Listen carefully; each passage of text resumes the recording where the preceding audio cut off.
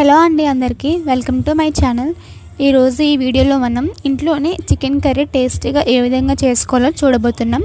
Okay, so వీడియోలోకి వెళ్ళిపోతే ముందుగా మనం ఒక 1/2 kg వరకు చికెన్ తీసుకున్నాము. దానిని కొంచెం పసుపు అలానే ఉప్పు వేసుకుని బాగా వాష్ చేయాలి. వాష్ చేసుకొని పక్కన పెట్టుకుందాం. దాని తర్వాత గ్యాస్ ఆన్ చేసుకొని వీడియోలో చూస్తున్నట్టుగా అలాంటి ఒకటి ఏదైనా మూకుడి కానీ కుక్కర్ కానీ ఇలాంటి ఒక పెద్ద సైజ్ గిన్నె కానీ తీసుకోవచ్చు. సో ఫస్ట్ అయితే మనం గ్యాస్ ఆన్ చేసుకుని ఈ గిన్నె పెట్టేసుకున్నాము. దాని తర్వాత ఆయిల్ వేసుకున్నాం. ఆయిల్ అనేది ఎక్కువగా వేసుకోవాలి నాన్ వెజ్ కర్రీస్ చేసినప్పుడు, అప్పుడు టేస్ట్ అనేది మనకి ఇంకా బాగుంటుంది. సో ఫస్ట్ అయితే మనం కరివేపాకు వేసుకున్నాము. కరివేపాకు వేసుకొని తర్వాత మనం కర్రీలోకి ముందుగానే ఆనియన్స్, టొమాటో అలానే చిల్లీ ఇవన్నీ కూడా కట్ చేసి పెట్టుకున్నాం కదా, ఇవన్నీ కూడా దీంట్లోకి వేసేయాలి. ఓకే, సో చికెన్ క్వాంటిటీ బట్టి మనం ఉల్లిపాయలు కానీ టమాటా కానీ ఇదంతా చూసుకొని తీసుకోవాలి. ఇదంతా వేసుకొని కొంచెం మీడియం టు హై ఫ్లేమ్లో పెట్టుకొని కాస్త కలుపుకుంటూ మిక్స్ చేస్తూ ఉండండి. ఇప్పుడు వాటిని కాస్త వేయించుకోవాలి. ముందుగా అయితే కాస్త ఉప్పు వేసుకుంటున్నాను. ఉప్పు కానీ సాల్ట్ కానీ ఏదైనా వేసుకోవచ్చు. సాల్ట్ అనేది ముందుగానే వేసుకుంటే ఉల్లిపాయలు వేగడానికి ఈజీ అవుతుంది. సో సాల్ట్ కూడా వేసుకొని ఒకసారి అంతా మిక్స్ చేయండి.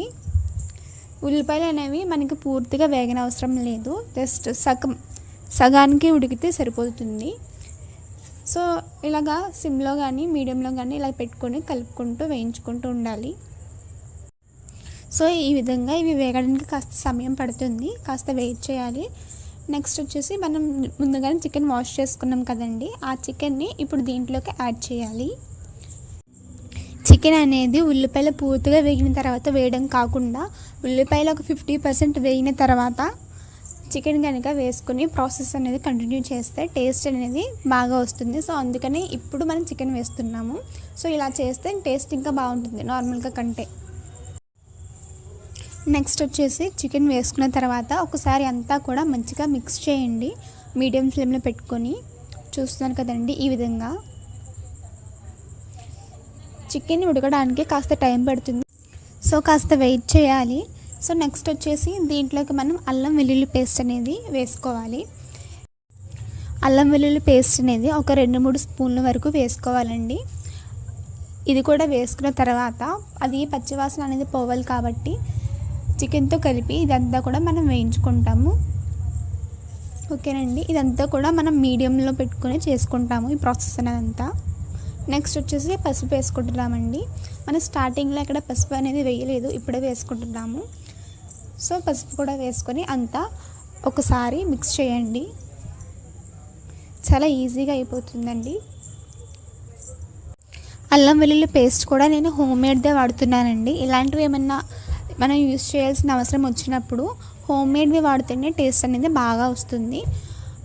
ఓకేనండి, సో అల్లం వెల్లుల్లి పేస్ట్ కూడా చాలా సింపుల్ అండి. అల్లం అలానే వెల్లుల్లి మంచిగా క్లీన్ చేసుకొని అంటే తొక్కలను కూడా తీసేసి కొంచెం వాటర్ వేసి పేస్ట్ లాగా చేసుకోవాలి, అంతేనండి, చాలా ఈజీ.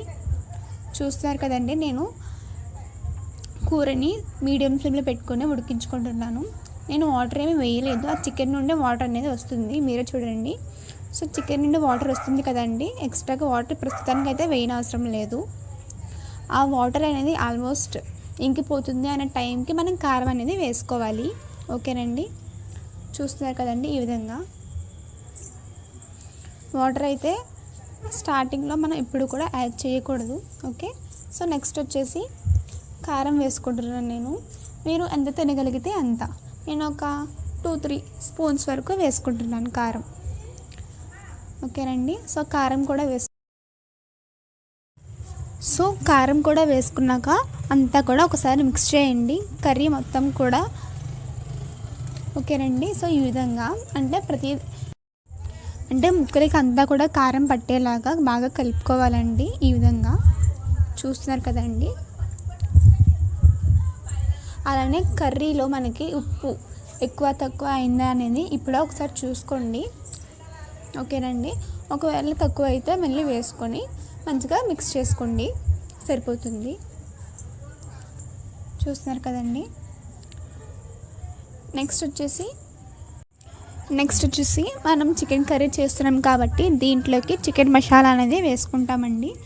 ఈ చికెన్ మసాలా అనేది 1-2 స్పూన్లు సరిపోతుంది. అంటే మీరు ఎంత ఘాటు తినగలరు అని బట్టి చూసుకొని వేసుకోవాలి. మీరు ఎక్కువగా తినలేను అనుకుంటే కాస్త తక్కువగా వేసుకోండి. ఈ మసాలా అనేది మనకి బిర్యానీ సరుకులు ఉంటాయి కదండి, సో అది ప్లస్ ధనియాలు, అలానే వెల్లుల్లి, ఇవన్నీ కూడా కొంచెం వాటర్ వేసి మిక్సీ పెట్టుకోవాలండి. పేస్ట్ కింద అవుతుంది. బిర్యానీ సరుకులు అంటే షాజీరా, అలానే ఈ పువ్వు ఉంటుంది కదండి, సో ఇవి వేసుకొని అవసరం లేదు. మిగిలినవన్నీ వేసుకోవాలి. అంటే లవంగాలు, యాలకులు ఇవన్నీ వేసుకొని మనం పేస్ట్ అనేది చేసుకోవాలి. ఓకేనండి. సో వేసుకొని మంచిగా కలుపుకోవాలండి. ఓకేనండి. ఈ విధంగా మీరు చూస్తున్నారు కదండి, ఇప్పటివరకు మనం వాటర్ అనేది వేయలేదు, అసలు వాటర్ వేయకూడని ఈ విధంగా ఉంది. సో నెక్స్ట్ వచ్చేసి మనం వాటర్ వేసుకుందాము. వాటర్ ఏంటంటే మీరు చూస్తున్నారు కదండి క్వాంటిటీ, సో దానికి నేను ఒక గ్లాస్ వాటర్ వేసి అలానే ఇంకొక సగం అంటే 1.5 గ్లాస్ వాటర్ని నేను వేసుకుంటున్నాను. సో ఈ విధంగా వాటర్ వేసుకొని అంతా కూడా మంచిగా కలుపుకోండి. ఇంతేనండి. సో కలుపుకొని మళ్ళీ మనం మీడియం ఫ్లేమ్లో పెట్టేసుకోవాలండి. మీడియం ఫ్లేమ్లో పెట్టుకొని మూత పెట్టేసుకొని అది బాగా ఉడకనివ్వాలి. ఓవర్ కుక్ అనేది అవ్వకూడదండి, అప్పుడు టేస్ట్ అనేది అస్సలు బాగోదు.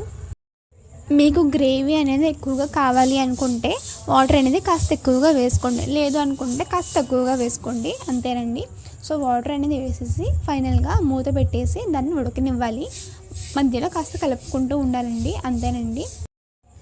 చాలామంది వీడియోస్ చూస్తున్నారు కానీ సబ్స్క్రైబ్ చేయట్లేదండి. ఏ రెసిపీ అయినా సరే నేను ఒక 6 to 7 minutes ఆర్ 8 minutes చాలా తక్కువ టైంలో నేను మీకు వీడియోలో చూపిస్తున్నానండి. ప్లీజ్ ఛానల్ సబ్స్క్రైబ్ చేయండి. సో నెక్స్ట్ వచ్చేసి మనకి కర్రీ ఆల్మోస్ట్ అయిపోయింది అంటే గ్యాస్ కట్టేస్తే మన టైంకి కొత్తిమీర అనేది యాడ్ చేసుకోవాలండి. సో కర్రీ అనేది మనకి అయిపోయింది. సో నాకు ఈ కన్సిస్టెన్సీలో ఉంటే చాలు. సో అందుకని ఈ టైంలో నేను కొత్తిమీర అనేది వేసుకుంటున్నాను. ఓకేనండి.